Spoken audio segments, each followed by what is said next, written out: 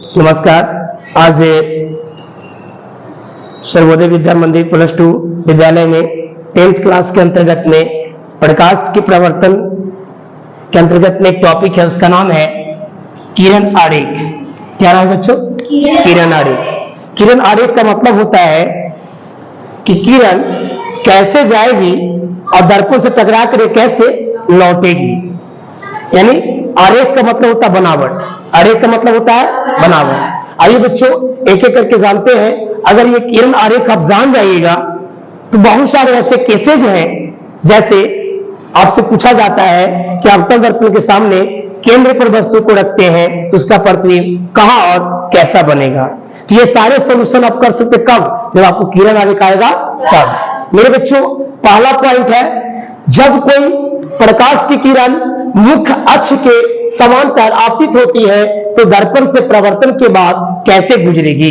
यानी मुख्य अक्ष के समांतर आती है तो दर्पण से टकरा करके वो कैसे लौटेगी, है ना। इसके लिए आपको क्या करना होगा? सबसे पहले आपको दर्पण बनाना होगा।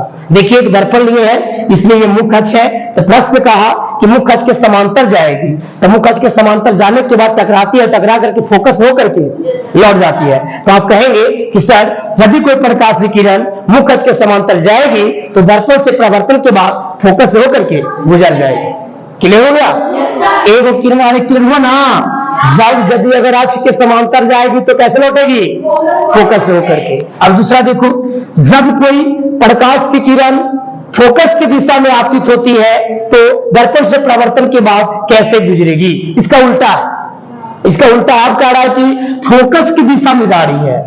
देखिए ये अवतल दर्पण है, ये मुख्य अक्ष है, ये मुख्य अक्ष पर फोकस है। फोकस की दिशा में देखिए किरण जा रही है और दर्पण से टकरा रही है और टकराने के बाद में मुख्य अक्ष के समांतर आ रही है। तो आपको बताना है बच्चा पार्टी कि जब भी कोई प्रकाश की किरण फोकस की दिशा में आपतित होती है तो दर्पण से प्रवर्तन के बाद मुख्य अक्ष के समांतर लौट जाती है। इसका बिल्कुल उल्टा है कि नहीं है? ये अक्ष के समांतर जाती है और फोकस होकर के लौट जाती है। इसमें देख रहे हैं कि फोकस की दिशा में जाती है और अक्ष के समांतर। क्लियर? अब चलिए तीसरा पॉइंट, जब कोई प्रकाश की किरण वक्रता केंद्र की दिशा में आपतित होती है तो दर्पण से प्रवर्तन के बाद कैसे गुजरेगी। यानी क्या रहा है कि देखिए ये आपका अवतल दर्पण है, ये मुख्य अक्ष है, इसमें फोकस है और यहाँ पे केंद्र है। तो कह रहा है वक्रता केंद्र की दिशा में जाएगी और दर्पण से टकराएगी तब कैसे लौटेगी। तो आप आंख बंद करके और मस्तिष्क पे थोड़ा सा जोर देना है और समझना है कि जब केंद्र की दिशा में आपतित होगी तो बिना अपने दिशा परिवर्तित किए हुए पुनः उसी पथ पर वापस लौट जाएगी। यानी केंद्र की दिशा में जाती है तो पुनः उसी पथ पर। यही नहीं, यदि यहां से इधर भी टकराएगी और केंद्र की दिशा को होकर जाएगी ना तो पुनः उसी पथ पर। तो बताओ जब कोई प्रकाश की किरण केंद्र की दिशा में जाएगी तो दर्पण से परिवर्तन के बाद कैसे लौटेगी? पुनः उसी पथ पर। कह वो आप अरेख जाने 3 गो।